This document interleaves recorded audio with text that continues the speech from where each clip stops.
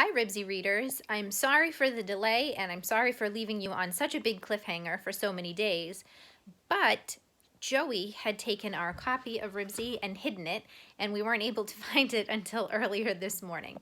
Well, luckily I have the copy back and we can do a little bit more reading. So when we left off last time, it definitely was a really big cliffhanger, a huge cliffhanger, probably one of the biggest I've ever left off on, where Henry and Joe were actually on the phone.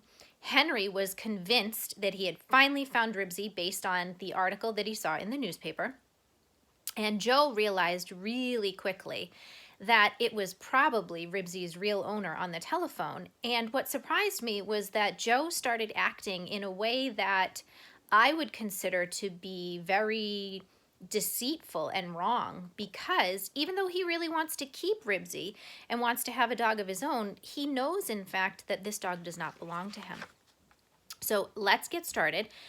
Before we get started, think just for a minute, if you were Henry, what zone would you be in right now? Your dog had been missing for over a month. You finally feel like you have found him. You've seen his picture in the newspaper, so you know he's okay. You actually know where he is. But once you make that call, the person on the other line says it's not your dog.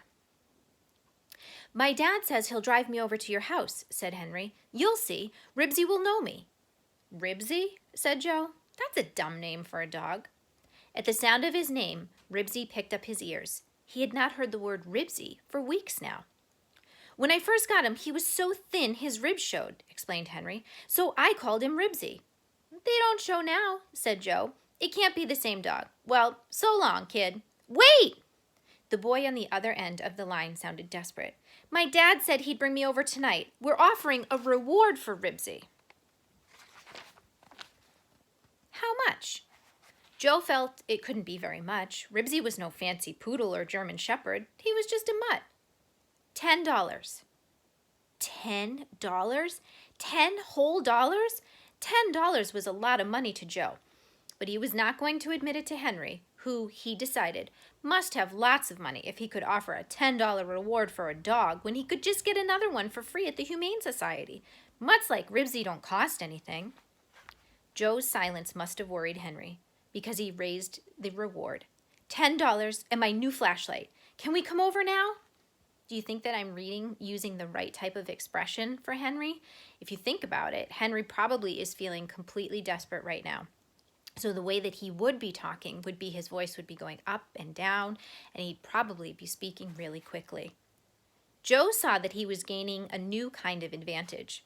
After all, he could get another dog just as good as this one for free, and he'd have $10.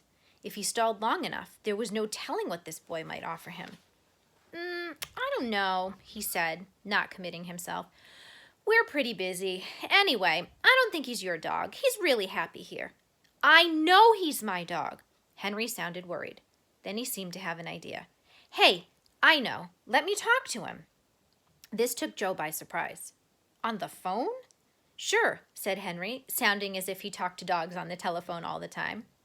Joe was scornful of this suggestion. He did not believe a dog would pay any attention to a voice on a telephone, so he didn't mind letting this boy try. Okay, just a minute, he said. Ribsy heard Joe's fingers snapping for him to come. Obediently, he got up and trotted into the hall. Here, somebody wants to talk to you, said Joe, holding the phone to Ribsy's ear. Hiya, Ribsy! Henry's voice came clearly through the telephone so that Joe could hear it too. How's my Ribsy? It worked. Ribsy began to bark. Ribsy! Henry was shouting. Ribsy, it is you! Well, what do you know, thought Joe. And I can imagine the expressions on all your faces in the classroom right now, because this really is an exciting point. Henry has heard Ribsy's voice. Ribsy has heard Henry's voice. Here's the illustration that goes along with it. Now, just to see if Joe will make the right choice. A dog could really talk on the telephone. Ribsy barked harder.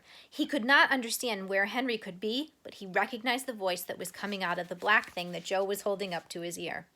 Maybe if he barked hard enough, Henry would come out from wherever he was hiding. Ribs! Henry shouted again. My Ribsy! Joe, who was now sure of a reward, felt that a conversation that consisted of barks and a dog's name yelled into a telephone was not going anywhere.